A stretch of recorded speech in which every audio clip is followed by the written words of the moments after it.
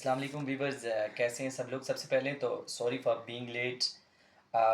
जिस तरह से मैच की अपडेट्स देनी थी, चूँकि टाइम मैनेजमेंट से ऊपर नीचे हुआ। मीनवाइल इससे पहले कि आप मेरे चैनल में नए हैं, इसको लाइक सब्सक्राइब और शेयर करना ना भूलिएगा।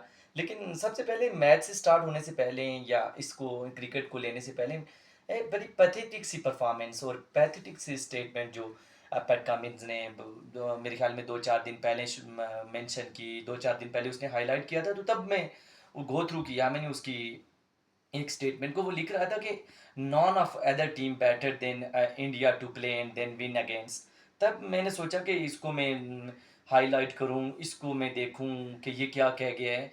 कितनी अजीब सी बात। अच्छा क्रिकेटर है तू, अब लोगों की एक रेपुटेशन बनी है, रिसेंटली तू आईपीएल में अच्छे परफॉर्म कर गया है, इस तरह से ऑस्ट्रेलिया को तू रिप्रेजेंट कर रहा है और इस तरह की बातें करना, ये कोई अच्छी अच्छी क्रिकेटर की तो नहीं होती बातें।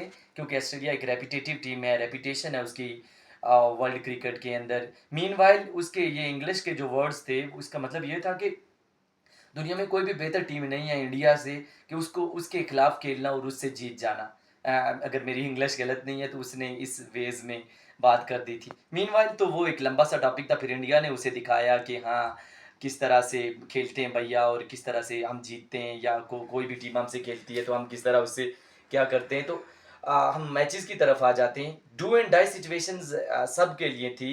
जितनी टीमें, कल 2 टीमों का मैच था, आज सुबह 2 टीमों का मैच था।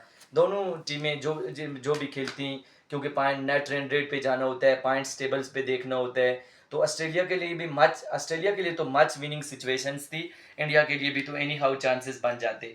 लेकिन जिस तरह से ऑस्ट्रेलिया ने पहले टॉस जीत के फील्ड का फैसला लिया, I don't know why they took kind of this decisions. उन्हें पता है कि इंडियन स्ट्रेंथ कैसी है। मीनवाइल वो तो पिच की सिचुएशन से उन्होंने किया होगा, लेकिन जिस तरह से फिर उन्होंने बॉलिंग की, Rohit Sharma as a all in all, जिस तरह से रोहित शर्मा की बैटिंग थी, अनरिमार्केबल बैटिंग उसने कर दी।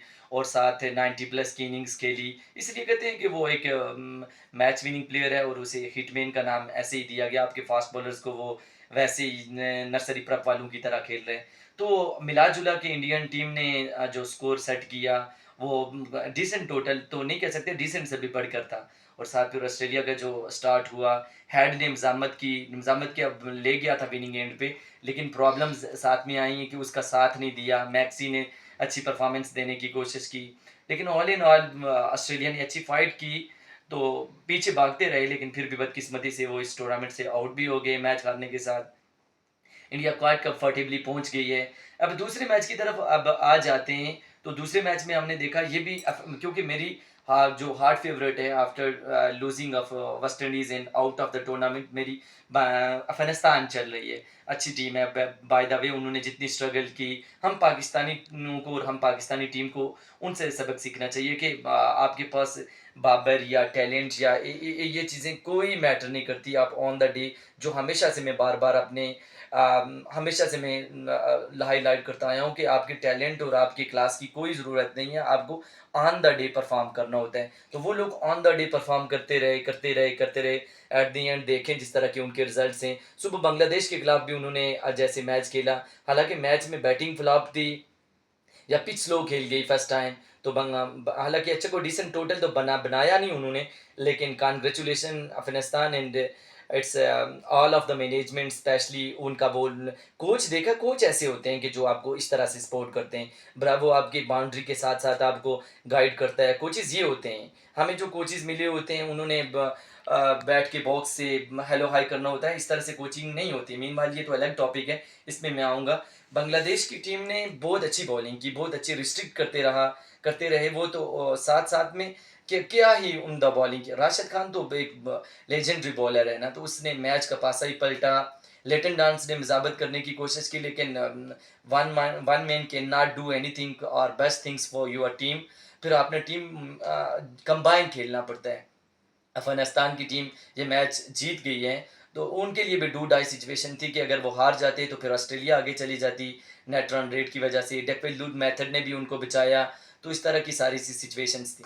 अब बाय द वे ये तो congratulation to all of Afghanistan and Afghanistan management and against specially मैं उनको मुबारकबाद पेश करता हूँ। लेकिन साथ-साथ अब ये आ गया कि अब उनका मैच है साउथ अफ्रीका के अगेंस्ट। अब दोनों तो हार्ड फेवरेट टीम्स हैं, लेकिन मसला ये बना हुआ है कि साउथ अफ्रीका भी बहुत अच्छी टीम गुज़री है। रिसेंट पास्ट से क्या उसकी हिस्ट्री उठा के देखें कि one of the best team ever in the history of cricket है, लेकिन वो बैड लक उनके साथ चल रही थी। इस दफ़ा उनके लिए भी कल डू एंड डाई है, और अफगानिस्तान डू डाई से मुराद ये है कि पहली दफ़ा ये दोनों टीमें फाइनल तक रिसाई करेंगी। तो होप फॉर द बेस्ट कल के लिए। लेकिन इंडिया का जो मैच मैच है इंग्लैंड के साथ, वो तो टफ मैच होगा।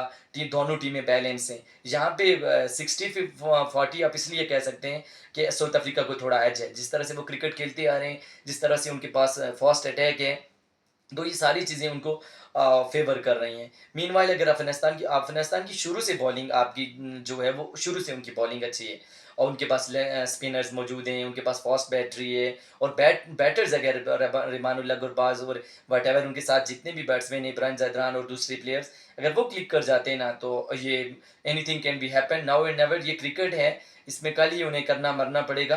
तो लेट्स सी कि what will be happen there. और इंशाल्लाह फिर कल हाज़िर होंगे। इससे पहले कि अगर आप मेरे चैनल में, again I am telling you कि अगर न्यू हैं तो आप इसको लाइक करना ना भूलिएगा, सब्सक्राइब करना ना भूलिएगा, फॉलो करना ना भूलिएगा। अल्लाह निगहबान।